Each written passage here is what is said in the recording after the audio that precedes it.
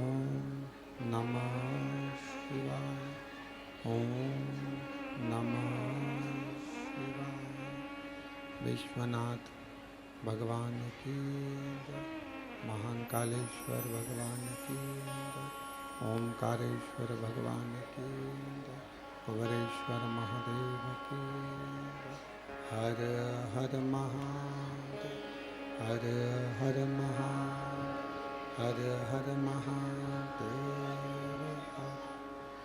काशी विश्वनाथ ओगरदानी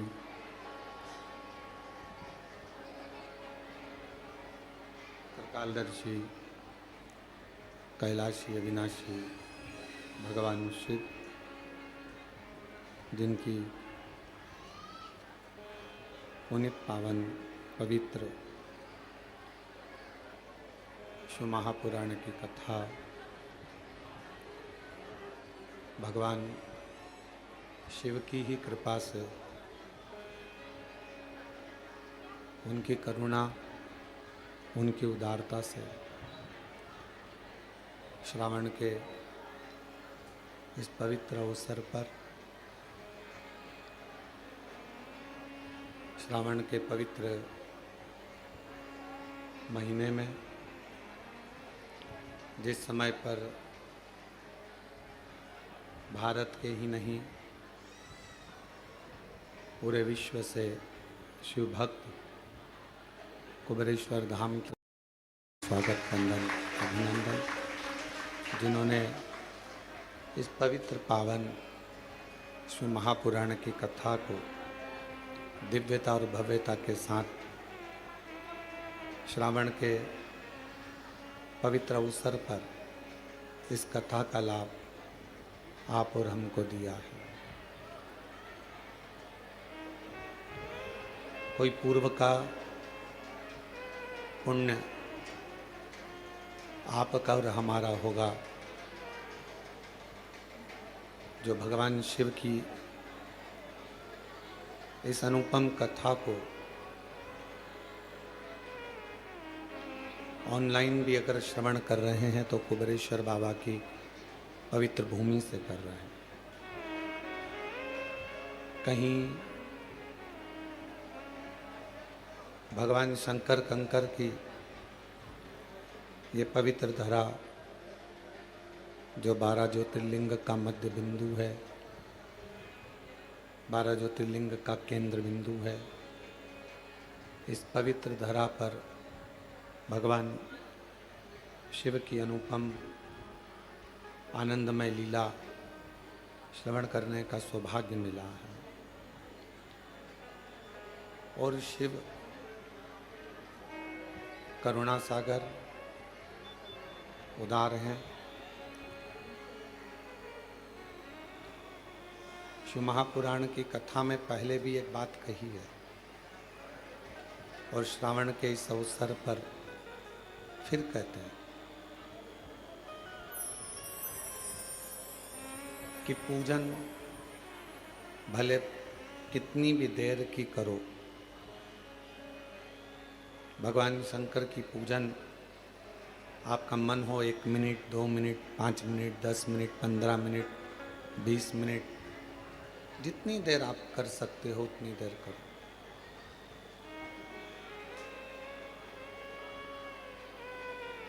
पूजन का कोई समय आपके पास में निश्चित हो कि मैं 10 मिनट भगवान शिव को दूंगी या 5 मिनट दूंगी, 15 मिनट में भगवान शंकर को दूंगी।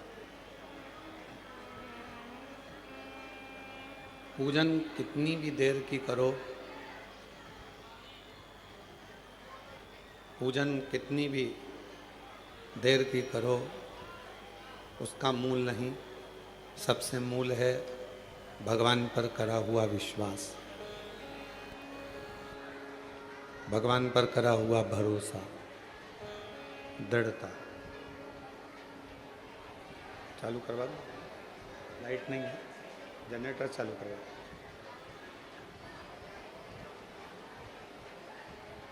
पूजन कितनी भी देर की हो वो अपनी जगह पर है। पर विश्वास, शिव जी पे भरोसा, दृढ़ता 24 घंटे, हर पल, हर घड़ी, हर क्षण होना चाहिए। क्यों? जितना जितना शिव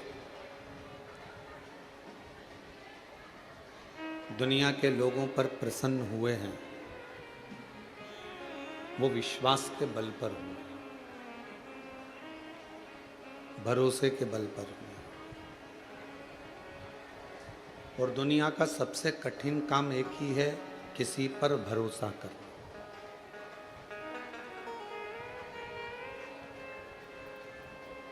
संसार के लोगों पर भरोसा किया या संसार के लोगों पर विश्वास किया तो वो हो सकता है कि वो विश्वास, वो भरोसा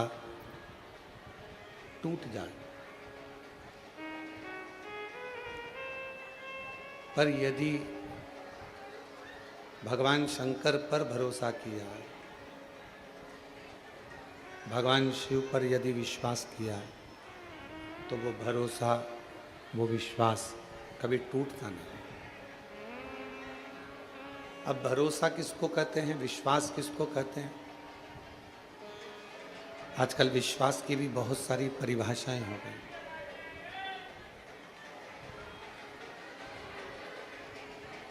आजकल विश्वास की भी बहुत सारी परिभाषाएं हो गई। किसी के पास धन रख देना और उस पर पूर्ण भरोसा कर लेना, क्या यह विश्वास है? किसी के पास अपनी प्रॉपर्टी रख देना और ये सोच लेना कि ये इस प्रॉपर्टी को मुझे वापस दे देगा, ये विश्वास है? विश्वास अर्थात शिव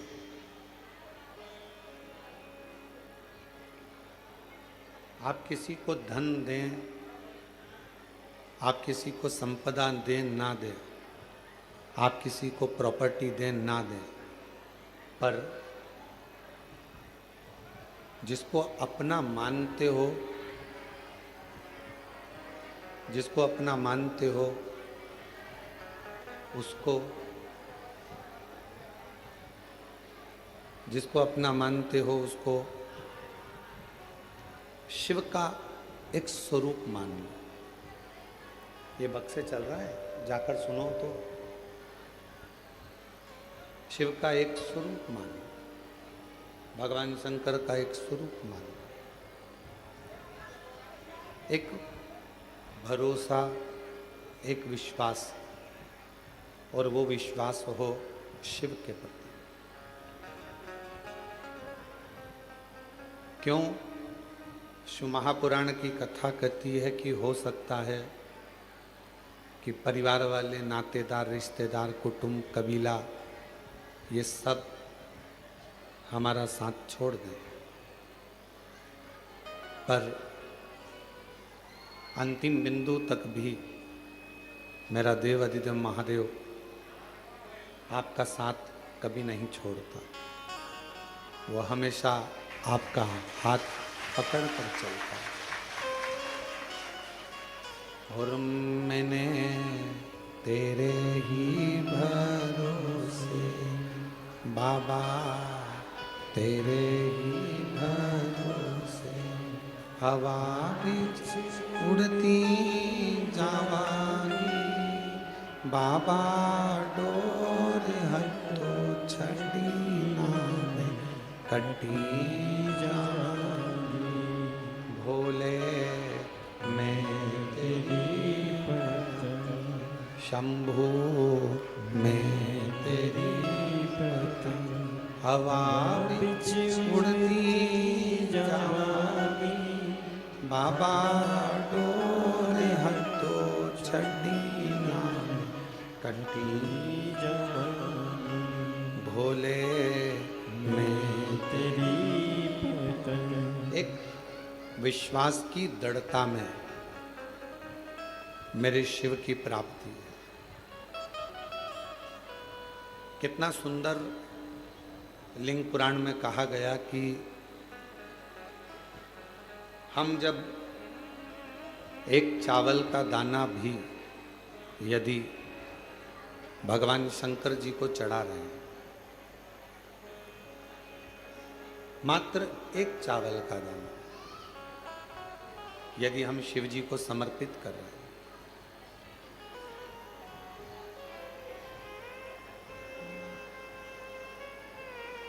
क्या कहकर समर्पित कर रहे हैं, क्या बोलकर समर्पित कर रहे हैं कि बाबा हमारा कुछ भी नहीं, तूने जो दिया है हम वो तुझे दे रहे हैं, तेरा तुझको अर्पण। हमारा कुछ भी नहीं। जब हमारा जन्म हुआ तो हम कोई वस्तु लेकर, कोई सामग्री लेकर, कोई प्रॉपर्टी लेकर, कोई जमीन जायदाद लेकर, कोई घर लेकर पैदा नहीं हुए।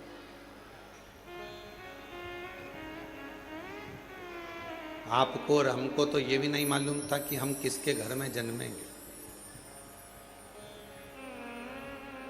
आपको और हमको तो ये भी नहीं मालूम था कि हमारा नाम क्या होगा, घर कहाँ होगा, मोहल्ला कौन सा होगा, शहर कौन सा होगा, जिला कौन सा होगा, प्रदेश कौन सा होगा।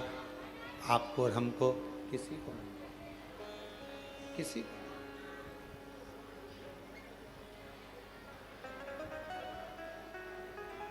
जब जन्म हो गया, जब जन्म ले लिया, जन्म लेने के बाद जब हमें थोड़ी सी सुध आई, बुद्धि आई, विवेक आया, तब हमें ज्ञात हुआ कि हमारा जन्म इस कुल में, इस घर में, इस जगह पर हुआ।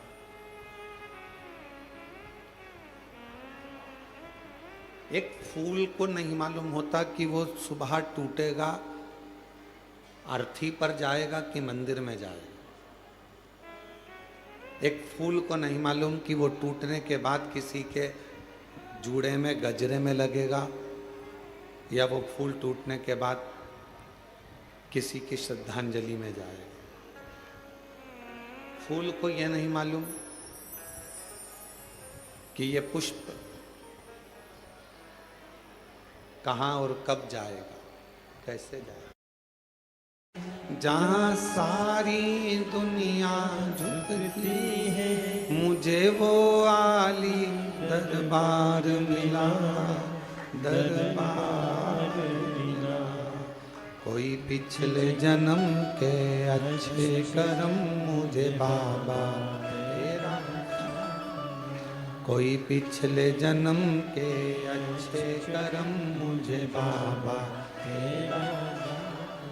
कोई पूर्व का जन्म अच्छा होगा, कोई पूर्व का किया हुआ कार्य अच्छा होगा, जो मानव का शरीर पूरा मिल गया। भगवान ने कोई हाथ पैर, आँख, नाक, मुख, कान में कोई कमी ना छोड़ी। श्रवण शक्ति भी पूर्ण दी, नासिका भी पूर्ण दी, नेत्र भी पूर्ण दी है, वाणी भी पूर्ण दी, कोई कमी ना रखी। और पूर्व का कोई अच्छा कर्म होगा, जो आज सावन के महीने में कावड़ लेकर कुबरेश्वर बाबा के धाम में आकर विराजमान है। कोई पूर्व का कर्म अच्छा होगा, जो शिव महापुराण कथा के इस पंडाल में कथा श्रवण करने के लिए, जहाँ कथा सुनने के लिए सबका दिल होता है, कंकर शंकर की भूमि पर कथा श्रवण करने के लिए बैठे। और मैं एरंडोल वाले काबरा जी को और गुप्ता परिवार को धन्यवाद देता हूँ। कोई पूर्व का पुण्य होगा जो जजमान पद आपको श्रावण के महीने में प्राप्त हो। इस श्रावण के अवसर पर आप लोग पहुंचे।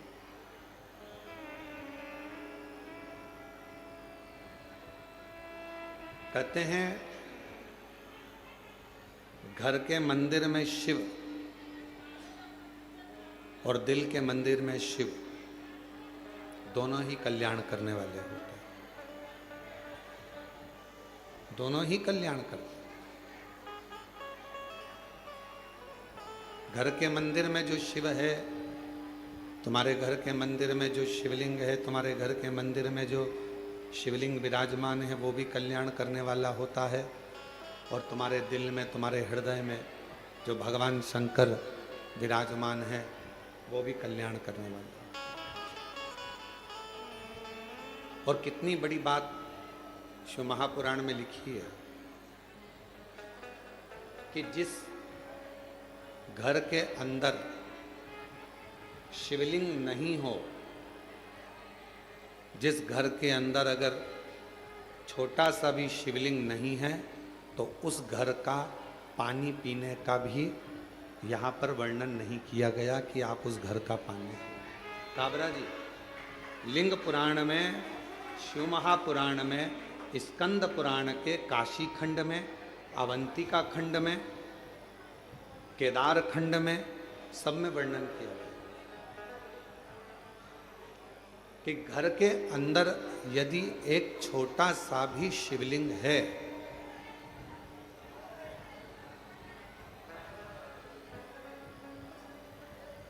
घर के अंदर यदि एक छोटा सा भी शिवलिंग है, छोटा सा, और वो घर फिर किसी का भी हो, अगर छोटा सा शिवलिंग घर के अंदर है, फिर वो घर किसी का भी हो, उस घर का जल स्वयं गंगा के जल के बराबर।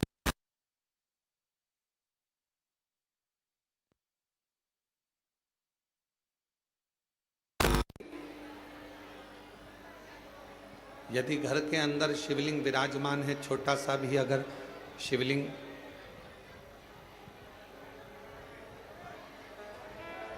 बाहर आवाज नहीं जा रही है, उस आवाज की व्यवस्था करो। घर के अंदर यदि छोटा सा भी शिवलिंग है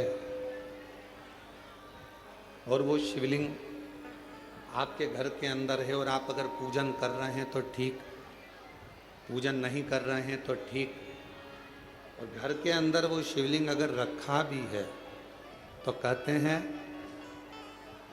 उस शिवलिंग के सामने से केवल प्रणाम कर कर, नमन कर कर यदि आप निकल कर चले जाते हो, तो भी जिंदगी में कहीं अड़चन नहीं आती और काम सफल होता चला जाता है,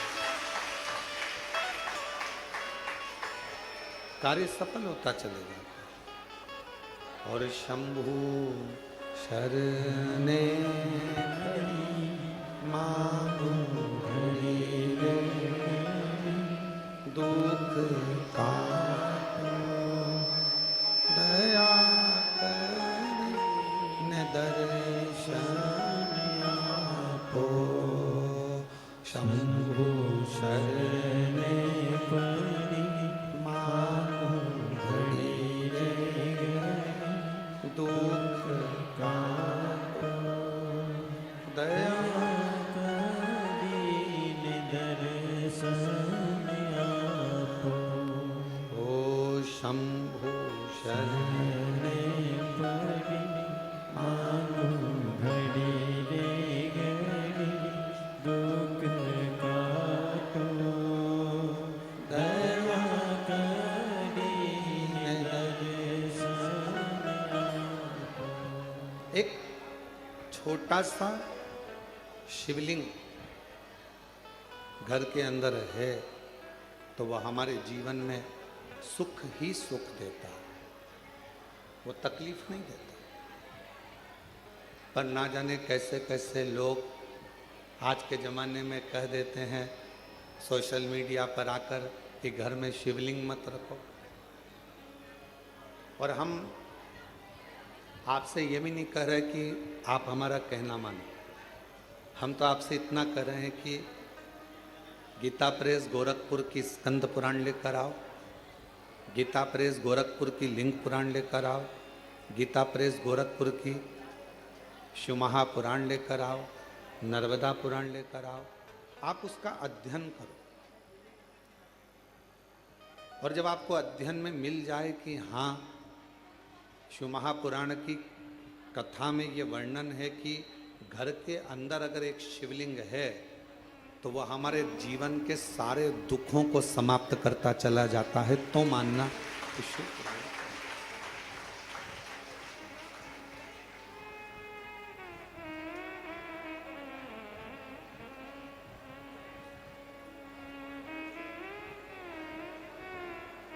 एक एक पुराण के एक एक शब्द का अध्ययन करो, पढ़ो, और नहीं पढ़ सकते तो फिर गुरु की वाणी पर भरोसा करो।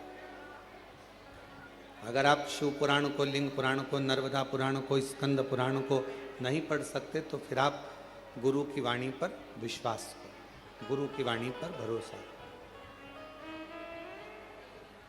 महाराज,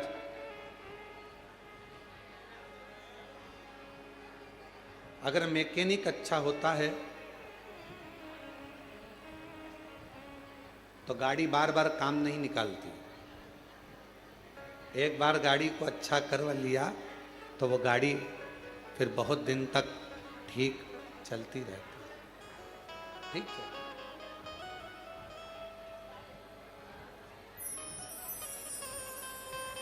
यदि मैकेनिक अच्छा है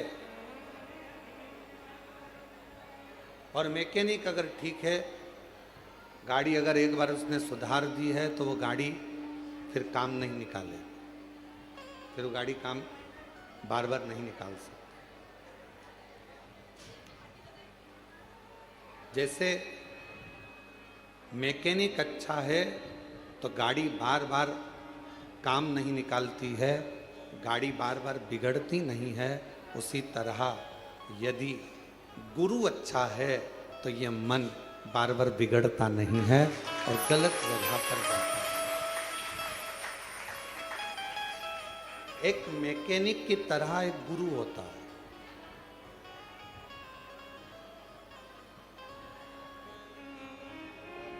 गुरु भी एक मैकेनिक की तरह। मैकेनिक का काम है गाड़ी का ऑयल देखना, पेट्रोल देखना, डीजल देखना, ब्रेक देखना, उसका गियर देखना, और सारी चीजें उस मैकेनिक ने देखी, जो खराब थी वो सही।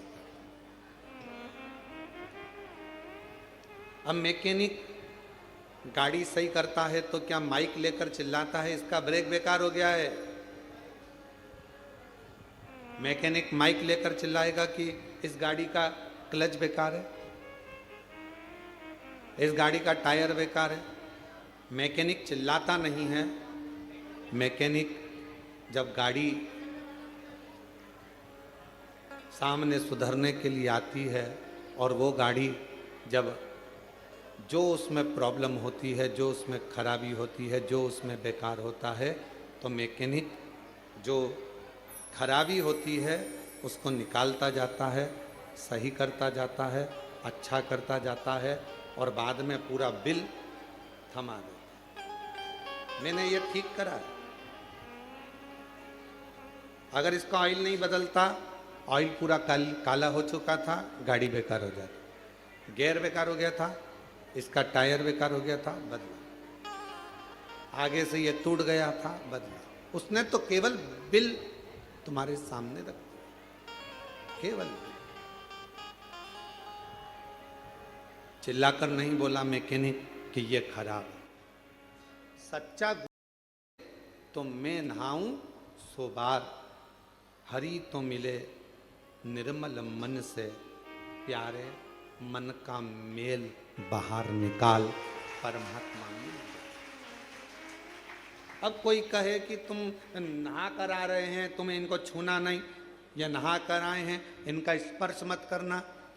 भगवान कहते हैं, कितना सुंदर शिव महापुराण के अंदर लिखा है, जरा शास्त्र का अध्ययन करिएगा।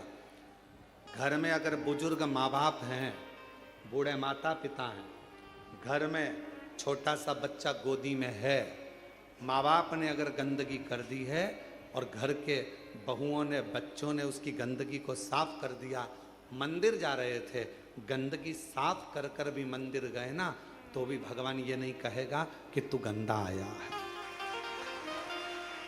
घर के बुजुर्ग बीमार हैं, गंदगी कर दिए हैं, उनका शरीर बेकार हो गया है, उस शरीर को आप हाथ लगा रहे हो, गंदगी साफ कर रहे हो, पूरा घर साफ कर रहे हो, और उसके बाद भी भगवान के मंदिर जा रहे हो, भगवान कभी नहीं कहेगा कि तू गंदा है। एक छोटा सा बच्चा माँ की गोद में है, वो बच्चे ने माँ की गोद में गंदगी कर दी, माँ ने उसके बार बार कपड़े बदल दिए, धो दिए, और माँ उसके बाद भी भगवान को जल चढ़ाने जा रही है, तो भगवान कभी नहीं कहेगा कि तुम गंदे हो, भगवान तुम्हारे जल को स्वीकार करो। घर के बुजुर्ग माँ बाप, घर के बुजुर्ग सास ससुर, घर के बुजुर्ग तुम्हारे घर में रहने वाला कोई बूढ़ा है व्यक्ति है, दादा दादी हैं, बुजुर्ग हैं, उनकी सेवा कर रहे हो। तुम मंदिर जा रहे हो और तुमने सोचा कि मंदिर से आकर ऐसा करूंगी, या मंदिर जा रहे हो तो मुझे साफ जाना है, तो शिव महापुराण की कथा कहती है सबसे पहले बाबा को जल चढ़ाने से पहले अगर कोई घर का बुजुर्ग पलंग पर पड़ा है, बीमार है, और उसने गंदगी भी कर दी है ना, तो पहले साफ करो, फिर बाबा का नाम लेकर बड़े प्रेम से बाबा को जल चढ़ाने जाओ, बाबा तो भी स्वीकार करे। माँ बाप से बड़ी दुनिया में कोई पूजन नहीं। किसने कहा कि माता पिता से बड़ी कोई पूजा नहीं? श्री गणेश जी महाराज ने।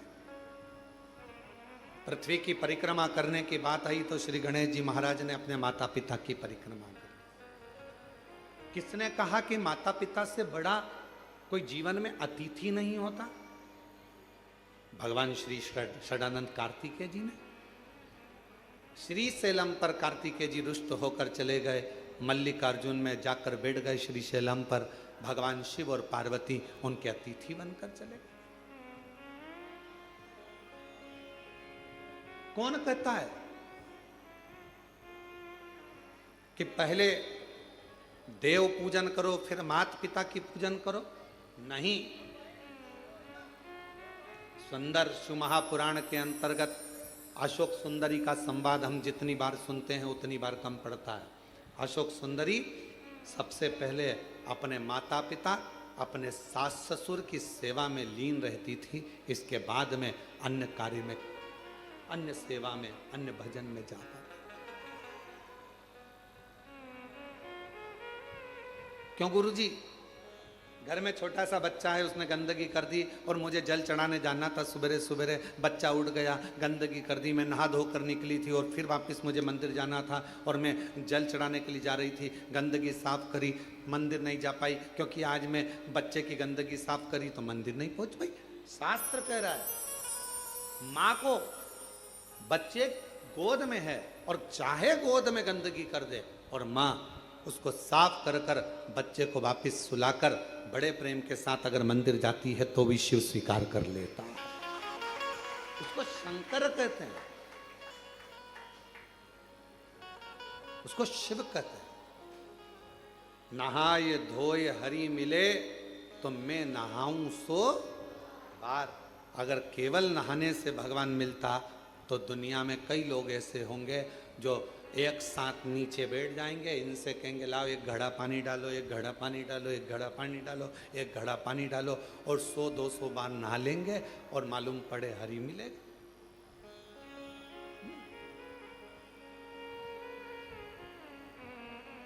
से बात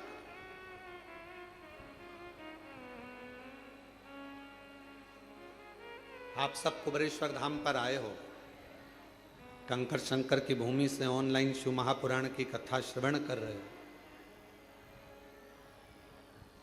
इस पवित्र धाम पर आने के बाद भोजन व्यवस्था हो, चिकित्सा व्यवस्था हो, एम्बुलेंस की व्यवस्था हो या अन्य जितनी व्यवस्थाएं रहती हैं, सारी व्यवस्थाओं का ध्यान रखा जाता है जिससे किसी को तकलीफ नहीं।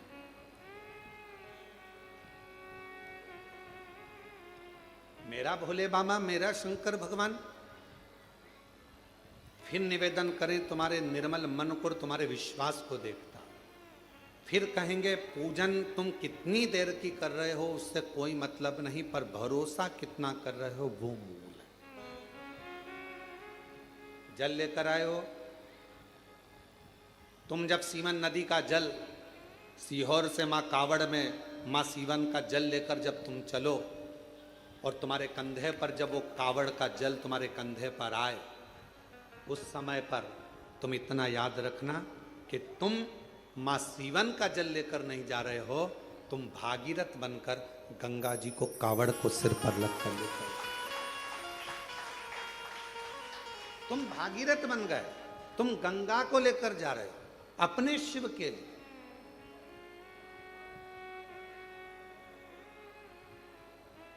कोई तुमसे कहे जल कहां से भरा, कहा सीहोर से। कितना किलोमीटर जाना है? 11 किलोमीटर है। जल कौन सी नदी का है? तो कहा सीवन का जल है। कब तक सीवन का जल है? जब तक तुमने वहां से नहीं भरा। तुम्हारे दोनों कलश के अंदर, कावड़ के दोनों लोटे के अंदर, कावड़ के दोनों कलश के अंदर जब सीवन का जल भरा गया, तुमने अर्चना कर ली, पूजन कर ली, कंधे पर रख लिया, फिर वो सीवन का जल नहीं रहा, वो गंगा जल बन गया और तुम भागीरथ बन गए। उस समय पर तुम भी लीलाबाई, कमलाबाई कब तक थी? जब तक तुम सीवन के तट पर पहुंची। तुम्हारा नाम राम सिंह कब तक था? जब तक तुम सीवन के जल पर पहुंचे। जब तुम सीहोर में सीवन नदी के तट पर पहुंचे, तब तक तुम्हारा नाम राम सिंह था, तुम्हारा नाम कमलाबाई था। और जब तुमने जल भर लिया तो तुम ना कमलाबाई हो ना राम सिंह हो, लोग तुमको कहेंगे तो कावड़िया ही कहेंगे, वो तुमको नाम से नहीं पुकारेंगे।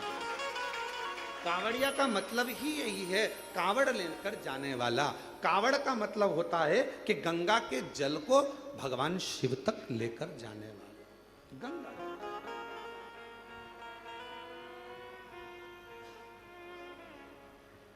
वो सीवन का जल, मां सीवन नदी का जल, सीहोर का जल कब तक जल है? जब तक वो सीवन के तट पर है। तुमने कलश में भरा, तुमने कंधे पर उठाया, बाबा का नाम लिया, कंधे पर लेकर चले, कंधे पर रखते ही वो जल गंगा का जल हो गया। और तुम ना कमलेश, ना विमला, ना राम सिंह, ना ढोलू सिंह, कुछ नहीं, तुम तो केवल कावड़िया भागीरथ हो गए और भगवान शिव के दरवाजे पर जा रहे। अब यहां किसी का नाम नहीं,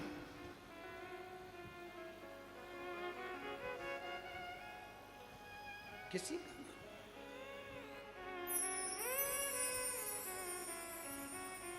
क्या देखेगा वो? क्या देखेगा वो?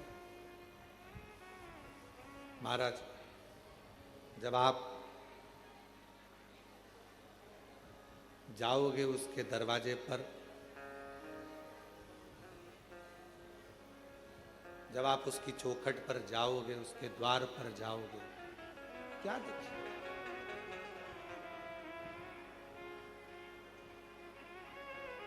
अगर वो देखेगा, अच्छा बोलिए, ईमानदारी से बोलना, जितने लोग आस्था चैनल पर कथा सुन रहे हैं, जितने फेसबुक यूट्यूब पर कथा सुन रहे हैं,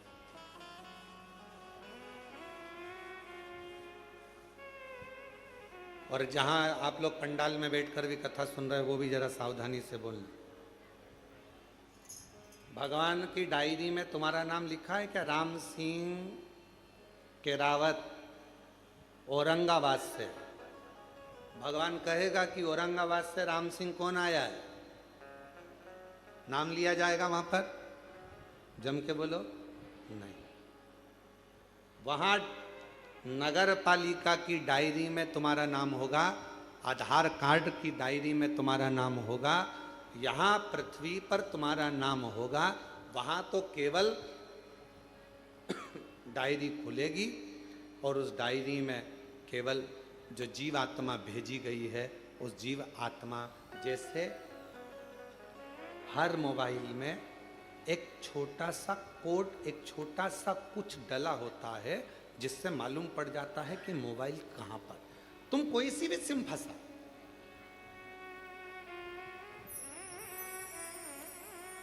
तुम्हारा मोबाइल कहां है, उसने सिम निकाल ली तो भी मोबाइल मालूम पड़ जाएगा कि मोबाइल कहां पर है।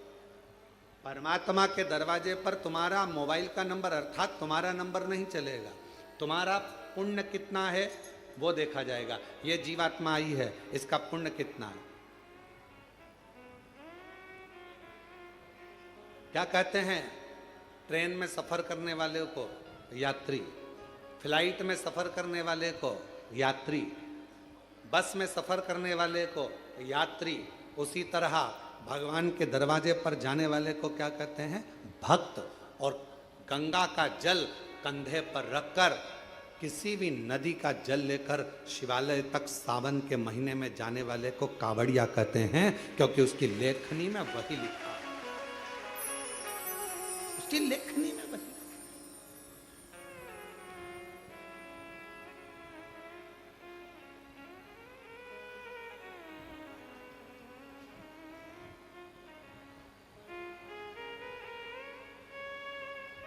अभी किसी का एक छोटा सा वीडियो आशीष जी ने हमको दिखाया, उसमें उन्होंने किसी ने बयान दिया कि कावड़ उठाने वाले तो जो ऐसे लोग होते हैं, हमने किसी पैसे वालों को कावड़ उठाते नहीं देखा, उसको गरीब लोग कावड़ उठाते हैं। उसको मेरा जवाब है, जिसने ये बोला उससे कहना है कि जितने कावड़ उठाकर लेकर जा रहे हैं उसके घर में तेरे जैसे तो नौकर पड़े हैं।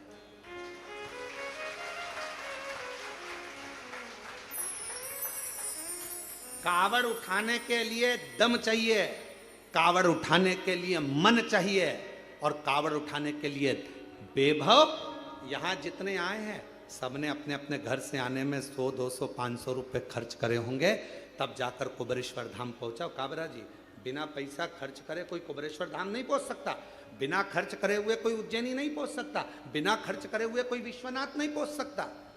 केवल अपने ऊंचे ऊंचे सिंहासन पर बैठकर मुंह चला देना, अपनी राजनीति का मुद्दा बना लेना और कह देना कि कावड़ उठाने वाले ऐसे, कावड़ उठाने वाले वैसे। सनातन धर्म पर उंगली उठाना सरल है, कभी पत्थर फेंकने वालों पर भी उंगली उठाया करो, तब समझ में आएगा कि आनंदता किसे कहते हैं।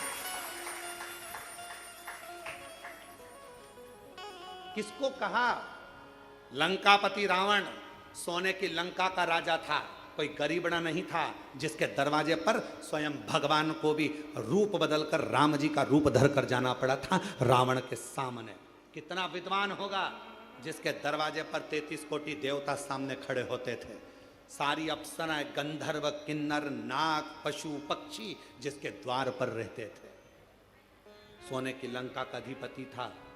और कोई पूछे रावण से, उसके पिताजी से पूछे, विशर्वा बाबा से पूछे कि ये सोने की लंका उनको कैसे मिल गई, कौन ने दी, तो विशर्वा बाबा भी कह देंगे कि ये सोने की लंका देने वाले तो मेरे शंकर भगवान है।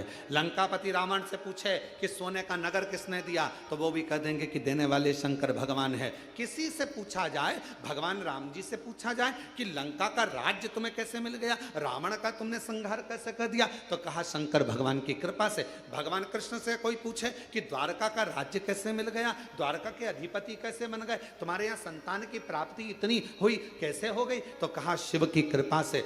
दुनिया का कोई व्यक्ति ऐसा नहीं है जिसको मेरे भगवान ने दिया नहीं है, मेरे शिव ने कृपा नहीं करी। बस उसको भजने वाला चाहिए, उसको करुणा करने वाला, उसको जपने वाला चाहिए। केवल स्नान से कोई कहे 100 बार नहा लो, भगवान मिल जाएगा, कोई के कपड़ा बदल लो, भगवान मिल जाएगा, कोई के ऐसा कर लो, भगवान मिल जाएगा। तुम तो एक काम करो, सारी समस्या का हल जल।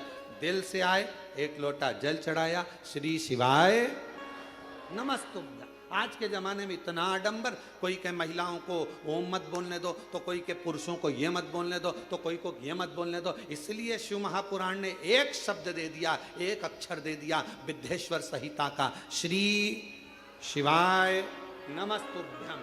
अब इस शब्द में कोई लफड़ा नहीं, कोई लड़ाई नहीं, कोई विवाद नहीं, कोई नहीं कहेगा तुमसे कि इसमें ओम लगाओ, कि ये मत लगाओ, कि वो मत लगाओ। आज के जमाने में लोगों ने, अरे माँ जगतजननी, जगदम्बा, अम्बा, पार्वती पंचाक्षर मंत्र का जाप करती हैं। नमः शिवाय, ओम नमः शिवाय, नमः शिवाय, ओम नमः शिवाय। पहले भी कथा में कहा, पुरुष ओम अक्षर के नाद से प्रारंभ करेगा और स्त्रियां नमः शिवाय से प्रारंभ कर कर ओम तक, ओम से फिर नमः शिवाय तक। श्री शिवाय नमस्तु। सहज सरल आडंबर से रहित शंकर को बारंबार प्रणाम। पंचाक्षर मंत्र का मतलब भी क्या होता है? नमः शिवाय का मतलब शिव जी को प्रणाम करता हूँ, ओम नमः शिवाय का मतलब शंकर भगवान को, ब्रह्मांड के रचयिता को प्रणाम करता हूँ, और श्री शिवाय नमस्तुभ्यं का मतलब है शंकर भगवान को प्रणाम करता हूँ। शिव को प्रणाम करना है, भाव शुद्ध हो, मन शुद्ध हो, हृदय निर्मल हो। फिर वही बात आ गई, नहाए धोए हरि मिले तो मैं नहाऊं। जम के बोलो, मैं नहाऊं सो बार। हरि तो मिले निर्मल मन से प्यारे, मन का मेल बाहर निकाल। मन के मेल को निकाल दे तो भगवान को मिलने में देरी नहीं होगी। शिव तेरे सामने खड़ा होगा। शिव को क्या चाहिए? कोई दिखा। और कितना कृपालु शंकर भगवान। तत्व होता है, कौन देवता स्वीकार करेगा? तो कहा मंदार मुझे दे दो। शमी का वृक्ष, जिस शमी के पत्तियों को शिव लेते हैं, उस शमी के डाली पर पक्षी भी नहीं बैठता, क्योंकि कांटे सबसे ज्यादा संख्या में शमी के वृक्ष में हो। उसको नहीं लेता, देवता भी नहीं स्वीकार।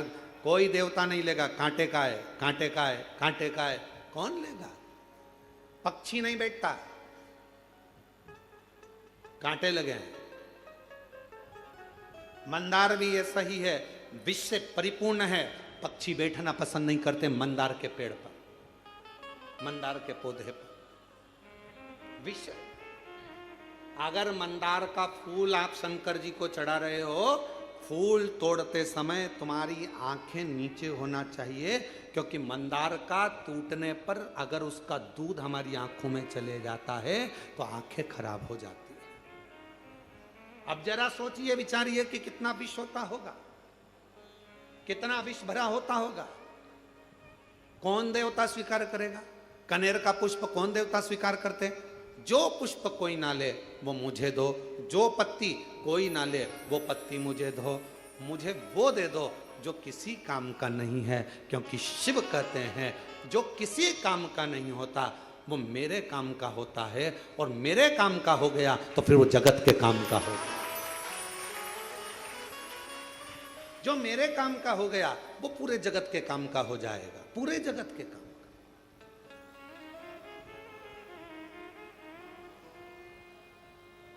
काबरा जी, अभी गुप्ता जी भी बैठे हैं, ध्यान दें। काशी में जो विश्वनाथ जी का प्रसाद बनता है, जो काशी का प्रसाद डब्बे वगैरह जो जाते हैं प्रसाद के रूप में, काशी में जितनी बेलपत्र चढ़ती है, जितनी बेलपत्र, उस बेलपत्र को पीसकर सुखाकर उस बेलपत्र का ही प्रसाद वितरण किया जाए। अभी काशी में एक नई बात आनंद की होगी, और पूरे काशी वासियों को मैं उसके लिए धन्यवाद देता हूं कि बेलपत्र का सदुपयोग प्रारंभ आपने करवा दिया। और मैं सबको बताना चाहूँगा, हमारी उज्जैनी में अवंतिकापुरी में जो पुष्प अवंतिका नाथ को, मेरे महाकाल बाबा को चढ़ते हैं, जो बेलपत्र मेरे महाकाल बाबा को चढ़ती है, वो सारी बेलपत्र पुष्प जाते हैं और उससे गुलाल, उससे अगरबत्ती, धूप बत्ती और अन्य सामग्रियां, हवन सामग्रियां ऐसी निर्मित होती है जो संपूर्ण जगत का कल्याण कर रही है। संपूर्ण जगत।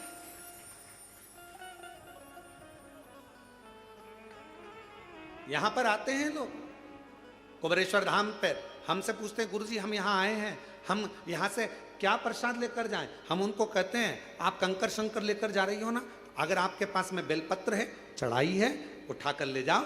किसी ने बेलपत्र पूजन कर कर चढ़ाई है, तुम्हें रोड पर, यहाँ पूरे ग्राउंड में कहीं बेलपत्र अगर पड़ी हुई मिल रही है, उसको उठा लो।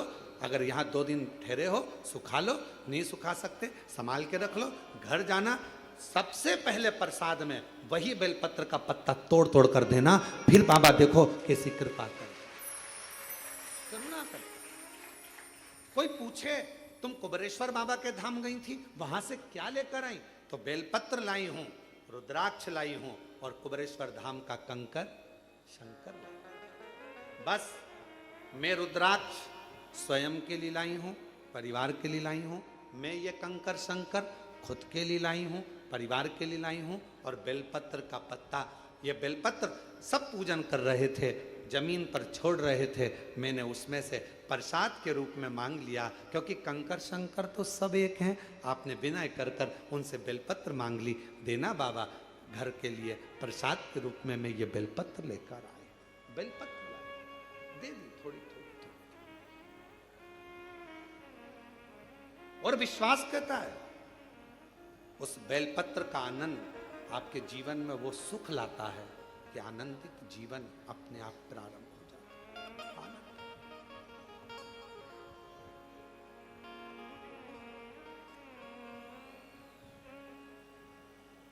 हम इस प्रांगण में भी ज्यादा नहीं निकलते। क्यों? आप लोग चरण छूने का प्रयास करते हो, और हम हमेशा एक ही बात कहते हैं कि चरण हमारे नहीं, देवाधिदेव महादेव, ये कंकर शंकर की भूमि है। यहाँ शंकर के चरण पकड़ो, बाकी के किसी के चरण मत पकड़ो। यहाँ शिव के शंकर। हम नहीं निकलते। जब भी कोई कार्य देखने के लिए बाहर निकलते हैं और कोई कहता है गुरु जी कृपा, हम उनसे कहते थे वो नीचे बेलपत्र पड़ी, उठाओ जरा, लाओ ले जाओ। बाबा सब करुणा करते हैं, बेलपत्र से बड़ा क्या दे। कुबेरेश्वर धाम आए हो तो 3 चीजों का स्मरण रखना। पहले नंबर पर रुद्राक्ष। यहां का रुद्राक्ष ना बेचा जाता है, ना किसी को दिया जाता है। यहां का रुद्राक्ष तो झोली पसार कर, हाथ फैलाकर बाबा के दरवाजे से मांग कर लेकर जाओ, कहकर जाओ बहुत तकलीफ में हूं, मुझे विश्वास है तू मेरी झोली भर देगा, मैं वापिस आऊंगी, मैं तुझे लेकर जा रही हूँ। बहुत बीमार है घर में, उसके लिए तू चल, उसकी रोग, उसका दुख मिटा देना। कुबेरेश्वर बाबा तेरे भरोसे पर आई हूँ। मैं नहीं जानती कि मैंने कुछ पुण्य करा कि नहीं करा, पर एक पुण्य जरूर करा कि आज तेरे धाम से मैं तुझे अपने घर तक लेकर जा रही हूँ। ये आए हो तो यहाँ का रुद्राक्ष, कंकर शंकर पूजन करी, 4 कंकर छोड़कर 1 कंकर लेकर चले गए। बाबा तू मेरे साथ चल, जिस दिन कार्य पूर्ण हो वापिस लेकर आ जाऊंगी। तेरी कृपा का क्या है भरोसा, कब किस पर हो जाए जरा से हम पर कर दो, जरा से हम पर कर दो। जिस पर भी हो गई तेरी करुणा कृपा। जिनका पत्र है वो पीछे से आना, जिनका भी पत्र है आगे से कोई नहीं आएगा। जिनके भी पत्र पढ़ेंगे वो पीछे से आए, पीछे वाले रास्ते से। शिव शिव है, शंकर शंकर है। कंकर शंकर की भूमि कुबेरेश्वर धाम पर आ रहे हो, सेवा करो। झाड़ू मिल जाए झाड़ू निकालो, झाड़ू ना हो कोई सामान पड़ा हो उस जूट से थोड़ा सा मार्ग सुलभ करो। कंकर शंकर एक जगह रखे हैं, उनको उठाकर दूसरी जगह रख दो, सफाई करो, साफ रखो। रुद्राक्ष खूब प्रेम से मांगो बाबा के दरबार से, खूब।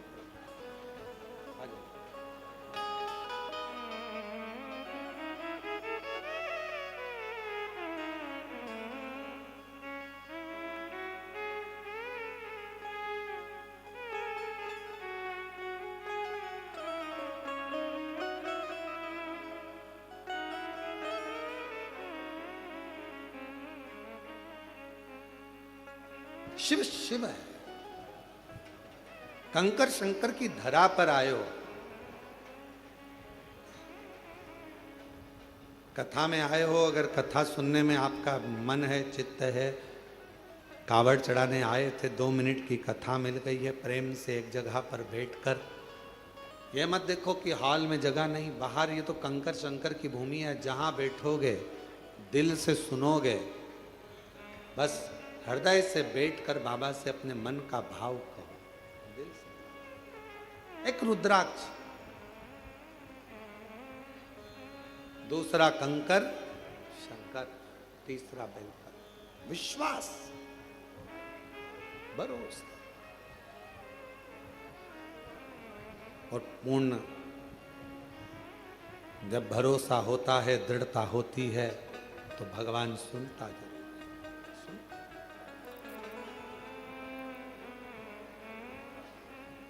आप किसके आश्रित होकर आ रहे हो? आप किसके भरोसे जा रहे हो?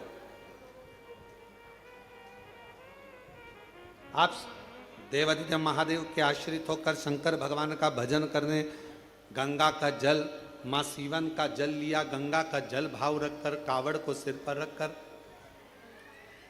कंधे पर रखकर शिव नाम लेते लेते श्री शिवाय नमस्तुभ्यम बोल बम बोल बम बोल बम बोलते बोलते शिव के दरवाजे तक आ। देने वाला वो, करो प्रणाम। शिव जी ने कहा कि मुझे वो दे दो जो किसी काम का नहीं है, उसको मैं अपने पास रखकर काम वाला बना दूं। शमशान की राख को शंकर भगवान ने अपने तन से लगाया। आज वो शमशान की राख भी लोग अपनी तिजोरी में रखते हैं संभाल कर, अगर मंदिर से मिल जाती है तो। अवंतिका नाथ से, मेरे विश्वनाथ जी से अगर भस्म भी मिल जाती है तो लोग उसे संभाल कर रखते हैं। नहीं तो राख है, भस्म है, कौन संभालेगा, कौन रखेगा?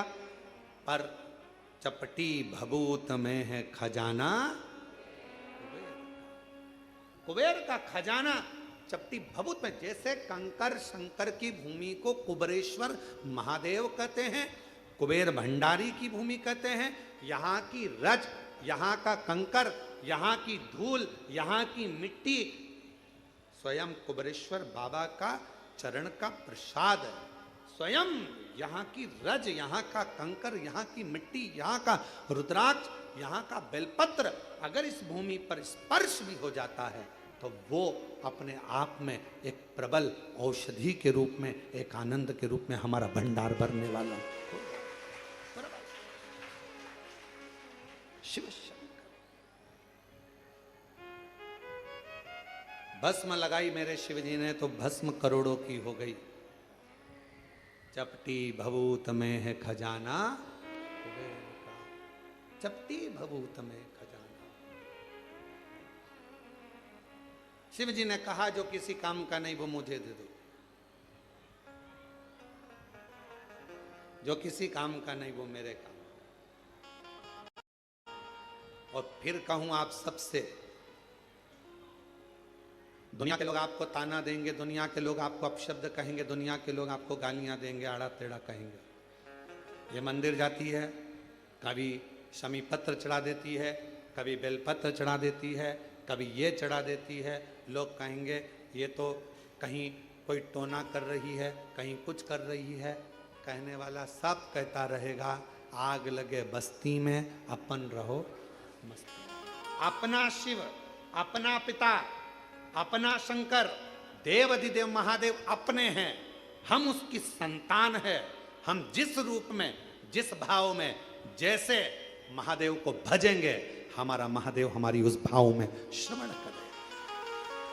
जिस भाव, कल शिवरात्रि है, आज प्रदोष है। कितने किस्मत वाले हो आप लोग। सावन का महीना, प्रदोष का दिन, साथ में शिव महापुराण की कथा, कावड़ का जल, आप सब कितनी करुणा। कल शिवरात्रि है, कल बाबा की शाम को 7 बजे से 8 बजे तक ऑनलाइन पूजन होगी। पूजन के समय पर हो सकता है लाइट चले जाए तो आस्था चैनल पर, हो सकता है टीवी बंद हो जाए तो मोबाइल पर भी हम उसको पूजन को ऑनलाइन करें। मान लो ऑनलाइन करने में भी आगे पीछे हो जाओ, टेंशन मत लेना। बाबा का भजन करना, दिल से बाबा को भजते रहना, श्री शिवाय नमस्तुभ्यम कहते रहना और बाबा को निमंत्रण देते रहना। बाबा तुम्हारा कल्याण जरूर। पूरा विश्व, पूरा देश नहीं विदेश में भी लोग कल का इंतजार कर रहे हैं। सावन की शिवरात्रि का इंतजार पूरी दुनिया करती है। एक एक बेटा बेटी जो कंपटीशन एग्जाम में बैठने वाले होते हैं, पढ़ने वाले होते हैं, दुकानदार, व्यापारी, महिलाएं, सब कल का इंतजार करती हैं कि सावन की शिवरात्रि का ऑनलाइन पूजन होगा, हम पार्थिव शिवलिंग का पूजन करेंगे, शंकर जी कुबेर भंडारी हमारे घर में आएंगे, साल भर हमारा भंडार खाली नहीं होगा, हमारा घर परिपूर्ण होगा, बड़ा होगा। इंतजार करो। आप और हम सब जो घर पर नहीं है, जो यहाँ है, वो यहाँ पूजन करेंगे। शाम को 7 बजे आप और हम इसी हाल से बड़े आनंद के साथ में पार्थिव लिंग का पूजन बाबा को ऑनलाइन पूरी दुनिया के साथ में, पूरे विश्व के साथ करेंगे। हृदय से पुकारना उसको, हृदय से। और आखिरी में जब पूरी पूजन हो जाए, पंडित जी विसर्जन का मंत्र बोल दें, और अगर मंत्र ना भी लाइव में आ पाए, आखिरी में पूजन होने के बाद विसर्जन का भाव रखते हुए बाबा से झोली पसार कर कह देना, बाबा कुबेर भंडारी खूब भंडार भरना, रिद्धि सिद्धि के साथ पूरे परिवार के साथ हमारे घर में सदा विराजमान रहना, करुणा करना। हम भले आपको विसर्जन कर दें, पर आपकी कृपा हम पर जीवन पर्यंत रखना, ऐसी करुणा कर, ऐसी करुणा। शिव जी ने कहा कि जो किसी काम का नहीं वो मुझे दिया जाए। किस काम का? पर मेरे भगवान शंकर तुम्हारे पूर्व जन्म का भजन का बल देखते हैं, पूर्व जन्म का तुम्हारा संस्कार देखते हैं। नीचे के लोग तुम्हारा नाम देखेंगे, डिग्री देखेंगे, आईडी कार्ड देखेंगे, ऊपर वाला पुण्य देखेगा। ऊपर वाला तुम्हारा आईडी कार्ड नहीं देखेगा कि भानु प्रताप कहाँ रहता है, कहाँ से आया है, फरीदाबाद से, फिरोजाबाद से, आगरा से, ग्वालियर से, नहीं। ऊपर वाला तुम्हारा पुण्य देखेगा कि इसने पुण्य किया, पुण्य। और कितना सुंदर शिव महापुराण में दो, एक शमी पत्र, बेलपत्र, मंदार, धतूरा, इन सब की बड़ी महत्वता होती है, बड़ी। कल शिवरात्रि की पूजन में लाल फूल, श्वेत फूल, गेहूं के दाने, काली मिर्च, तिल, धतूरा, इन सब का बड़ा महत्व होता है। इसलिए एक एक चीज जो शिव पुराण में वर्णित है उसको छाट छाट कर आप लोगों को लिस्ट चल रही होगी आस्था चैनल पर। और पूरे आस्था चैनल पर हमने कहा है आस्था वालों को कम से कम पूरी कथा में 10 से 15 बार थोड़ी थोड़ी देर ठहरा कर उस लिस्ट को दिखाएं, जिससे लोग अपने मोबाइल पर उसका फोटो खींचें। अगर मोबाइल से सभी से कहेंगे कि वो जब लिस्ट दिखाई जाए पूजन सामग्री की, तो आप अपने मोबाइल से फोटो खींच लो, और जितने आपके मोबाइल में ग्रुप जुड़े हुए हैं व्हाट्सएप पर, सबको फोटो खींचा हुआ और लिख कर डाल दो कि कल शाम को 7 बजे से 8 बजे तक ऑनलाइन शिव जी का अभिषेक शिवरात्रि के पावन अवसर पर, और उसके पूजन की लिस्ट ये है। साथ में आप अपना नाम भी डाल दो कि मेरी तरफ से श्री शिवाय नमस्तुभ्यम, और आप सब इसको आगे बढ़ाते जाओ। ये शिव तत्व, शिव तत्व, शिव कथा कह रही है, भगवान शंकर का चरित्र कह रहा है। भगवान शिव ने पूर्व का भान देखा। शमी पत्र, मंदार, धतूरा, बेलपत्र, इन सबके पुण्य की महत्वता कितनी कितनी महत्व। शिव महापुराण का एक चरित्र बड़ा सुंदर आता है, और ये कथा हम पहले बात चुके हैं। उस कथा में इसका वर्णन किया था। यदि भगवान गणेश जी की पूजन और भगवान शंकर की पूजन दोनों जब शमी पत्र से करी जाती है, तो शरीर में कैसा भी रोग भरा पड़ा हो, डॉक्टर ने कह दिया कि यह बहुत बेकार रोग है और ये रोग इसका पीछा नहीं छोड़ेगा। यदि आपको डॉक्टर ने कह दिया कि ऐसा है, डॉक्टर की दवाइयाँ लो, जांच कराओ, डॉक्टर को दिखाओ, रिपोर्ट लाओ, और साथ में 7 स्थान बताए हैं जहाँ पर शमी पत्र को अगर चढ़ाते रहे चढ़ाते रहे चढ़ाते रहे तो वो रोग कितना भी बड़ा हो, आखिरी में वो रोग समाप्त हो ही जाता है। 7 स्थान बताए शमी पत्र। अब शमी पत्र के 7 स्थान तो बताएं, पर शमी पत्र की इतनी महत्वता क्यों है, मंदार की इतनी महत्वता क्यों है, गणेश जी की पूजन में, शिव जी की पूजन में इतनी महत्वता क्यों है? 7 स्थान पर शमी पत्र का वर्णन किया गया। 7 स्थान, शिव महापुराण के वो 7 स्थान शिवलिंग के आप लोग देखेंगे, दर्शन करेंगे। ये मानकर चलिए ये जलाधारी है, ये जहाँ से जल बहता है वो स्थान है, ये शिवलिंग है। समझ में आ रहा है सबको?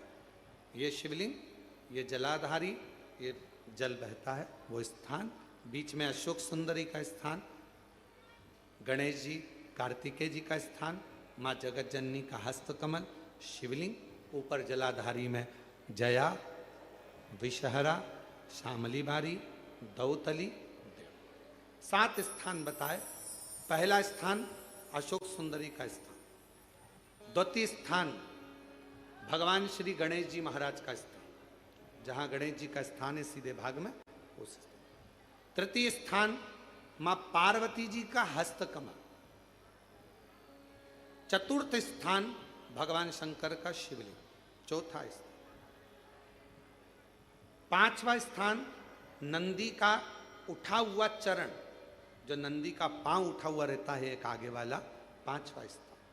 और 2 शमी पत्र भगवान शंकर के सम्मुख में से अपनी कामना कर कर 3 बार पंचाक्षर मंत्र का या श्री शिवाय नमस्तुभ्यम का स्मरण कर कर वो शमी पत्र भगवान शंकर के शिवलिंग पर फिर समर्पित कर दिया जाए। अगर ये 7 शमी पत्र समर्पित कर कर एक बेलपत्र शिव जी को समर्पित करा जाता है तो धीरे धीरे कैसा भी बड़े से बड़ा रोग हो वो धीरे धीरे कटना प्रारंभ हो जाता है। शमी पत्र की महत्वता, पूजन में वर्णन, शमी की इतनी महत्वता क्यों है, तो शिव महापुराण में यह भी वर्णन किया गया। औरव मुनि के, औरव ऋषि के कोई संतान नहीं थी।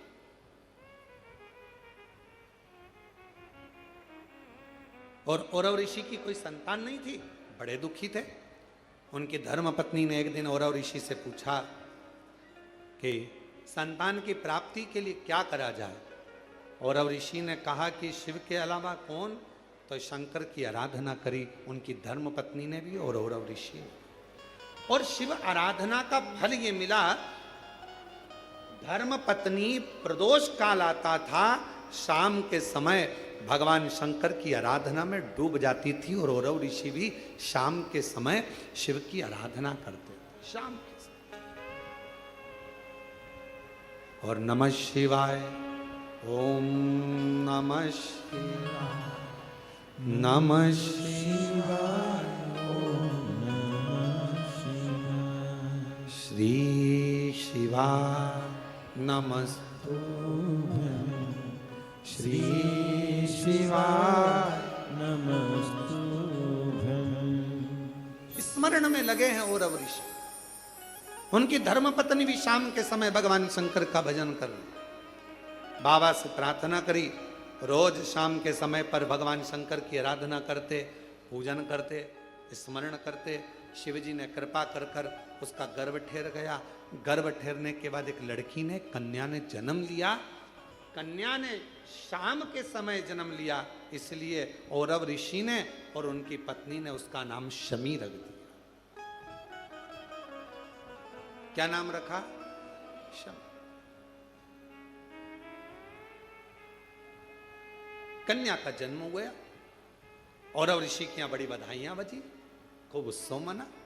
समय आया जब औरव ऋषि के यहां पर कन्या का जन्म हो गया।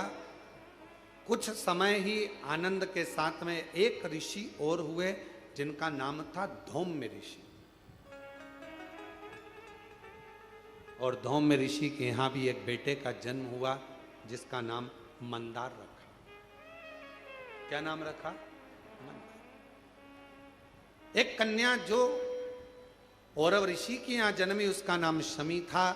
धौम्य ऋषि के यहां जो बालक जन्मा उसका नाम, जम के बोलो सब लोग, मंदार।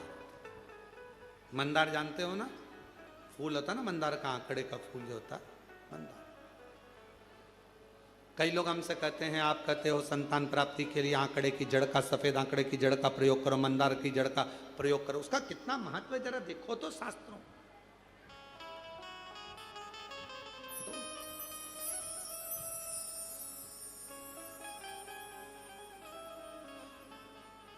औरव ऋषि की बेटी बड़ी हुई, धौम्य ऋषि का बेटा बड़ा हुआ। दोनों बड़े हो गए, उनका विवाह दोनों ने पक्का कर दिया, औरव ऋषि और धौम्य ऋषि।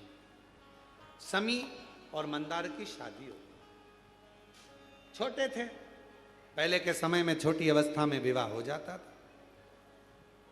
आज के समय में तो अवस्था हो जाती है, छोटा समझ में ही नहीं आता कब विवाह करना है। पहले लोगों ने विचार करा, पढ़ाओ पढ़ाओ पढ़ाओ पढ़ाओ पढ़ाओ, मना नहीं। फिर नौकरी नौकरी, धंधा पानी, नौकरी नौकरी करते करते कब 30-35 साल के हो गए, विवाह का ध्यान नहीं रहा। फिर बाद में लड़का देख रहे, लड़की देख रहे, विवाह पक्का ना हो पा रहा।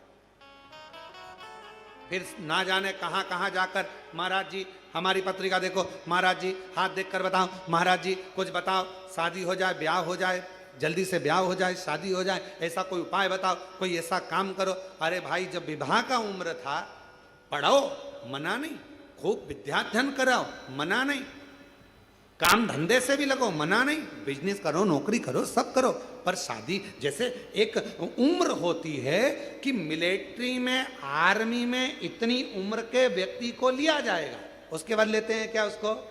जम के तो बोलो जरा, नहीं। मिलिट्री की उम्र है, कमाने की उम्र है, माता की गोद में बैठने की उम्र है, हर चीज की उम्र है। उसी तरह विवाह की भी एक उम्र है, शादी भी समय पर करिए। आज जो इतने इतने ना जाने कितने कितने बखाड़े हो रहे हैं, रोज सोशल मीडिया पर, अखबारों में रोज पढ़ने को मिलता है, ऐसा हो गया, वैसा हो गया। समय पर सब चीज अच्छी लगती है, समय का ध्यान, समय। इसीलिए शिव महापुराण की कथा कहती है, धन सत्ता वैभव कुर्सी पद प्रतिष्ठा मिलना, ये मिल रहा है, प्राप्त हो रहा है। धन मिला, सत्ता मिली, वैभव मिला, कुर्सी मिला, पद मिला, प्रतिष्ठा मिली, सब कुछ मिली। हो सकता है कि यह तुमको प्राप्त हो जाए, कैसे ना कैसे मिल जाए, कैसे ना कैसे तुम्हारे भाग्य में आ जाए। ये सब मिलना भाग्य की बात नहीं है। सबसे ज्यादा भाग्य की बात तब है, सबसे ज्यादा भाग्य की बात तब है जब, सबसे ज्यादा भाग्य की बात तब है जब एक अच्छा गुरु और एक अच्छी धर्म पत्नी आपकी संगनी बनकर साथ चले, तो समझ लेना कि भाग्य। एक गुरु अच्छा मिल जाए, एक धर्म पत्नी अच्छी मिल जाए। गुरु तुम्हें स्वर्ग की सीढ़ी चढ़ाने की राह बताता है, और धर्म पत्नी तुम्हारे साथ रहकर घर को स्वर्ग बनाने का प्रयास करती है।